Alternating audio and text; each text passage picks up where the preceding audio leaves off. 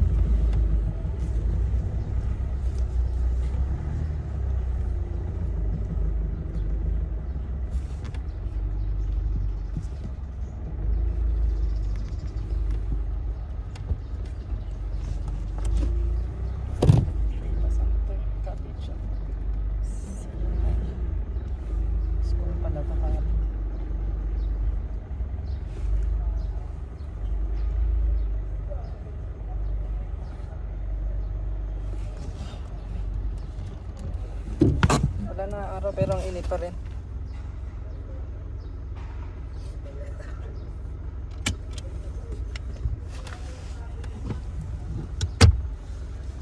Bago ko umpisan itong POV drive natin, nabash kasi ako dun sa may last time na upload ko regarding dito sa may head unit ko. Ayaw kasi mag-on, tapos nasabi ko dun na kapag nasa high temp siya, kapag nasa high temp itong head unit, kapag nasa high temp yung loob ng sasakyan o nainitan to, hindi siya nagpa-power on pare. Siguro iniisip nung nag-comment, mema lang yung mga sinasabi ko. Pinawaranty ko na rin kasi to, pina-check ko sa kasa. Bale, ang ginawa lang nila is dinisconnect nila yung power niya tapos binalik. Sabi kapag babalik na ganito ulit, bibigay ko sa kanila. Tapos, since ganun pa rin, pabalik-balik ako doon, ganun yung ginagawa. Tinamad na rin ako. Mas lalo nung nabasa ko yung nandito sa may smartphone link, display audio. So, dito siya. I think, ito yung owner's manual ng para sa head unit. Dito sa may page 28 yun, lang mo page 28 yun. Ito pare oh. Indication for all modes. The system is not unable to start due to excessive heat. The system will start after the system cools. Ganun siya. So, yun yung sinasabi ko last time. Yung ginawa kong video, i-add ko dyan sa may upper left corner regarding dun sa head unit ko na ayaw mag-turn on. So, ganito ulit yung nangyari. Since kaninang tanghali, sobrang init. Yung parking ko open area. Naging parang sauna dito sa loob. So, pati ito napabad sa init. Sabi niya dito is, protective circuit is activated due to high temperature. Yun. So, yung nag-bash sa akin na puro mema yung sinasabi ko. Andito yun sa may manual, mga pare. Yung iba sinasabi, pawaranty ko, pawaranty. Feeling ko, ganito naman talaga yung capabilities ng head unit na to. Sabi rin niya dito, the system will start automatically if the temperature drops to normal operating range.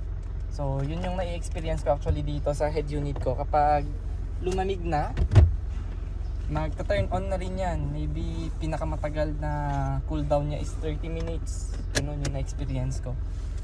Kapag naka-aircon ka nun, ewan ko kapag open window lang, kung lalamig siya kaagad. Mainit talaga siya. So, nababad siya kanina. Trabaho ko kasi is 8 to 5. So, from 8 to 5, nababad siya sa araw. Sa pinaradahan ko. Tapos ngayon, alas 5 na. 5:23, out ko na. Tsaka ako palang ipa-power on. So, mamaya pa yan, tsaka yun ito on. Tara, isa pang POV na may kasamang pedal cam. Tamang-tama kasi medyo malinis yung sapatos ko ngayon.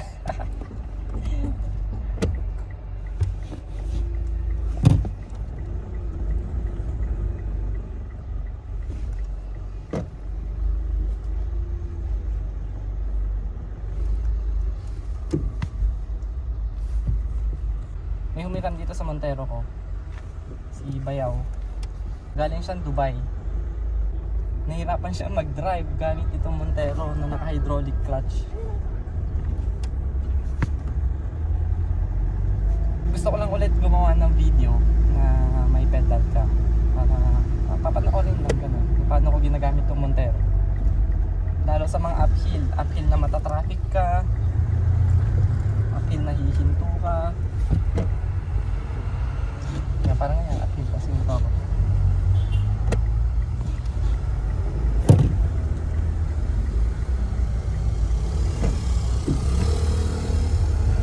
Ginagamitan ko siya ng 7 kombinasyon, kumbaga kombinasyon ng clutch, preno at saka accelerator.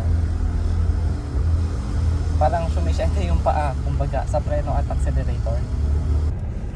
Parang yung traffic, oh, medyo pataas ng konti. I mean, mas mataas yung nasa harap kaysa sa likod. So yan, full clutch, preno, 7, redondo, half clutch. Tapos pag umabante na, tsaka bibitawan yung clutch. Ngayon yung gusto kong i-point out para hindi kayo mamatayan. Si Kuya Christian, yung ginamit niya to, lagi siya namamatayan. Subukan yung gawing 1,500 RPM bago kayo mag half clutch. Kasi kapag hindi ganun kataas yung RPM nyo tapos incline, kunwari 1,000 RPM lang, pag mag half clutch kayo, bababa yung RPM bigla eh. So, yung pinaka-safe, 1,500 RPM. So kapag nag half clutch na kayo, from 1,500 RPM, bababa siya ng bahagya. So nasa, siguro sabihin mo na, bababa lang hanggang 1,000 RPM. Mataas pa rin yun, hindi mamamatay yung makina. So may lakas pa rin siya. Ganun. Ganun lang na.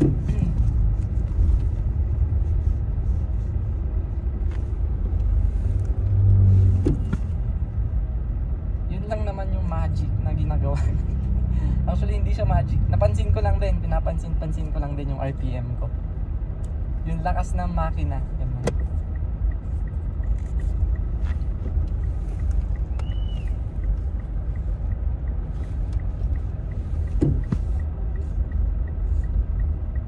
Dapat pala dumaan tayo ng upper session. Dito din ako dumaan noon nung nag-content ako regarding dito sa hill climb na to. Traffic sa may City Hall.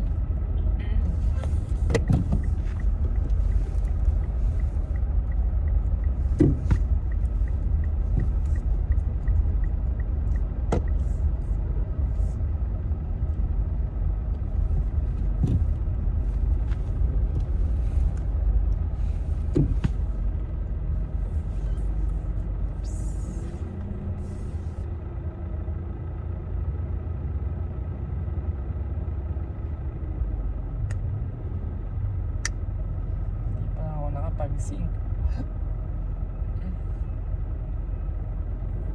Disadvantage pa naman itong head unit natin kapag patay ito. Wala tayong reverse camera, wala tayong back camera. Lagi tayong music. Walang sounds.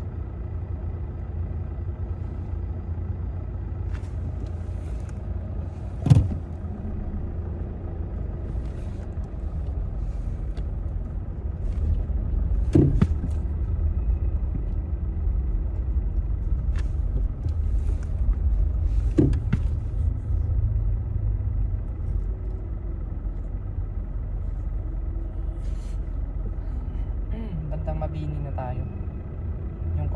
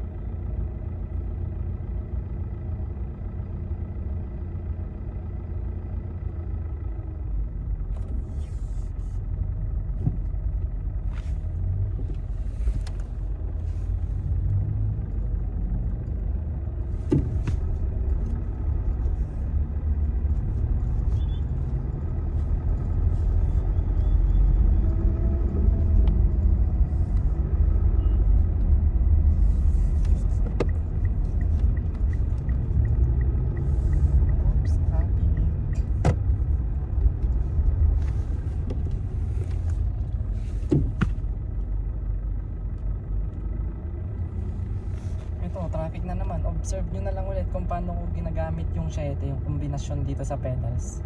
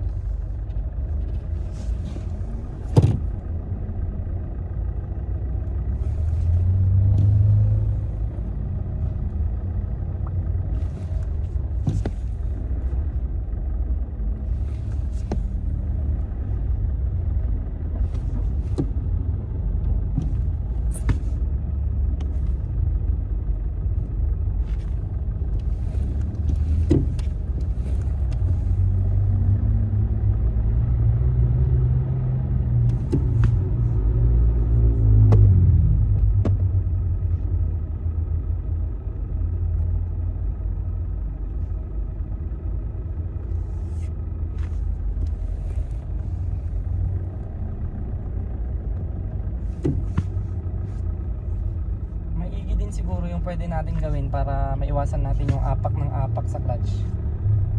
Magdistansya kayo dun sa may sasakyan sa harapan nyo, at least mga isang sasakyan siguro, para kapag pag traffic, pag nag-stop na sila, may oras pa para mag-minor ka, ganun. Baka makahabol mo, abante ulit o dire-diretso. Nakita nyo yun, 1,500 RPM. Tsaka ako nag-half clutch. Nung nag-half clutch ako, biglang bababa ng almost 1,000 RPM. So may lakas pa rin. Nasa 1,000 RPM pa rin.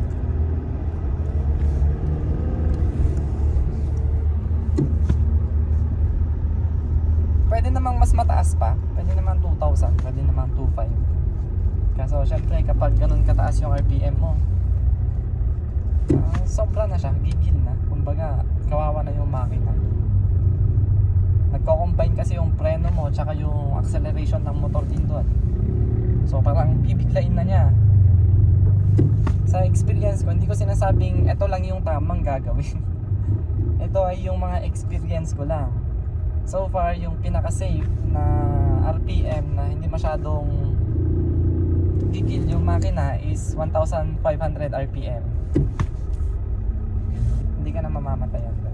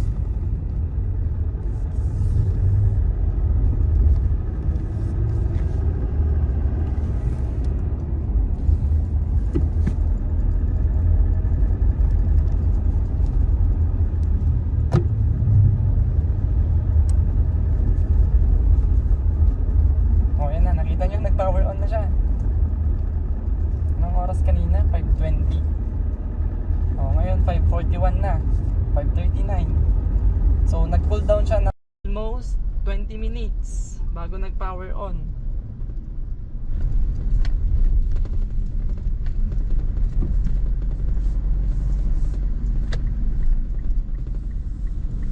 Nag-power on siya, biglang nag-connect yung Bluetooth sa phone ko.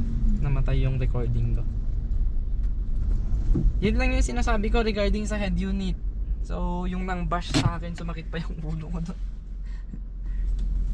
Mema content, sabi niya kit di sa akin nga eh. Hindi kasi naniniwala doon sa mga sinabi ko na kapag high temp ayaw mag-on to.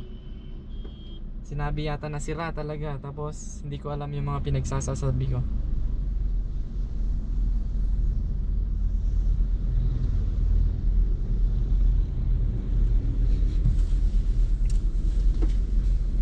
Wala na, hindi na ako magpe-pedal view, okay na siguro yun. Hindi, dagdag natin. Okay na yun.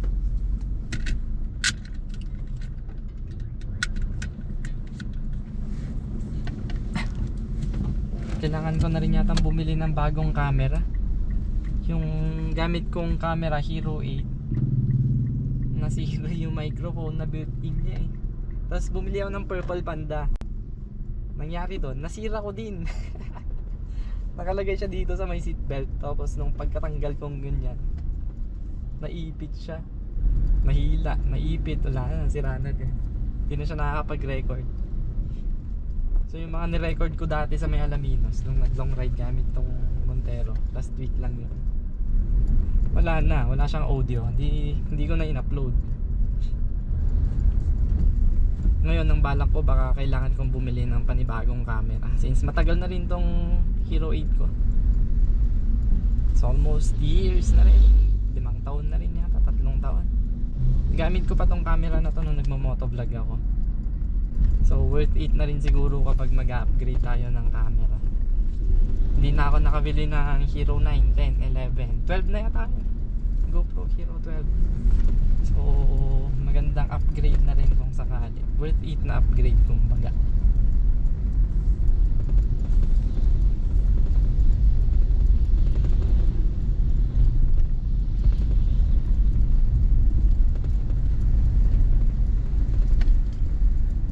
Alright, yun na. Tumagal na tayo ng 20 minutes. Okay na yun para sa isang content ulit. Kapag bumiyahe ulit ako ng mga long ride siguro, or may mga request na kaya kong gawin impromptu, yun na yung magiging next content. Shoutout sa inyong lahat. Salamat sa panonood mga pare. Abush.